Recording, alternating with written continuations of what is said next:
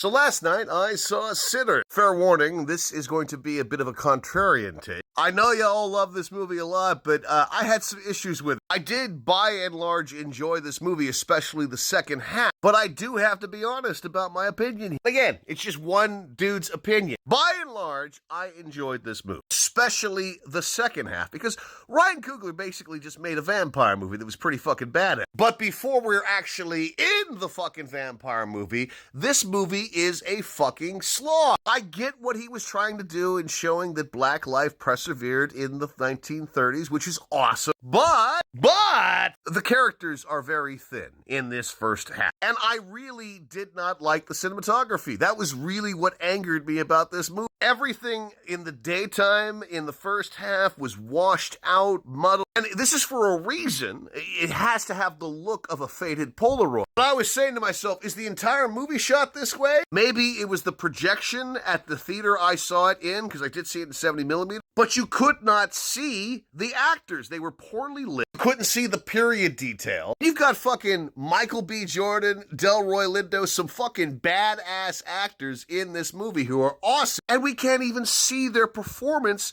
because of this washed out look. This movie takes a goddamn long time to introduce its character. It's trying to go for this From Dusk Till Dawn kind of thing, where it starts off being a little bit of a crime movie, then it turns into a vampire movie. But here's the thing. From Dusk Till Dawn got to the fucking point really fucking fast. Sinners, by contrast, takes its sweet ass time, and I was watching this going, oh my god, I really want to love this movie, but I'm not. And then it becomes a fucking vampire movie. That's what it just needed to be. Just make a fucking vampire movie. Ryan Coogler introduced too many fucking story elements for this movie. But you made a fucking vampire movie. That's what this fucking movie is. I get the callbacks to the Harlem Hellfighters in World War I. I fully understand why you needed to show that black culture thrived in juke joints and that it led naturally to hip-hop, flying V guitars, all that. And I hate to say this, but really, this was unearned epicness. For example, when we are introduced to the vampires at the very beginning, we see a Klansman robe. I'm thinking to myself, oh, I've never seen that before, right?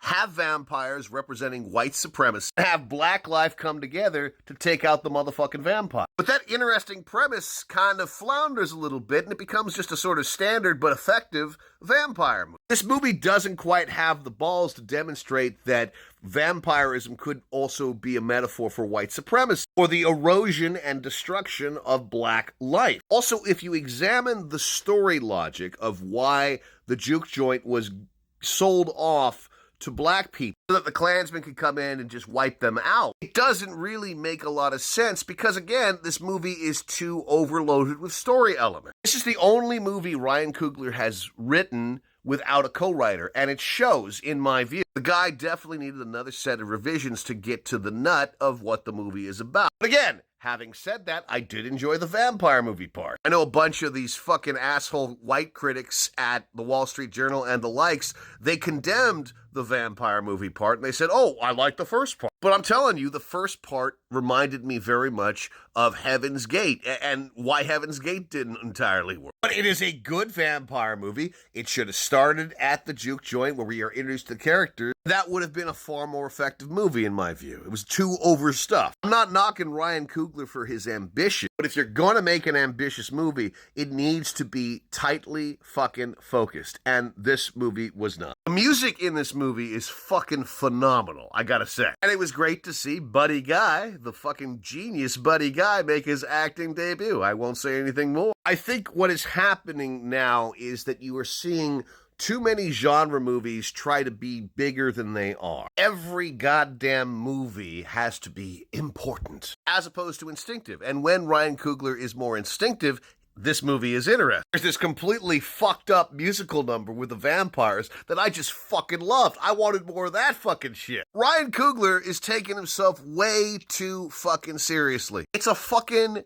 vampire movie. It's a vampire movie. You remember a movie like Near Dark because it is a vampire movie that is meticulously structured. Sinners is a big, shaggy dog of a movie that finds its place, thankfully, about an hour in. I was texting a few film buddy friends before I made this TikTok to say, hey, what do you think of Sinners? Because Sinners is so popular, they're afraid to actually speak their mind. They obviously want to support black cinema, as I do as well. But if you compare Ryan Coogler to Boots Riley. Boots Riley has enough focus and imagination in his movie to not only make a fun genre offering, but also offer some truths about black life. But hey, if Ryan Coogler needed to make Sinners to get closer to where he is as a filmmaker, hats off to him. We definitely need more black cinema. But Sinners is, quite frankly, not the masterpiece that everybody is claiming it to be. It has a lot of fucking fun moments, but come on, man, it's a fucking vampire movie. This could have been a really tight, badass 90-minute fucking movie, honestly.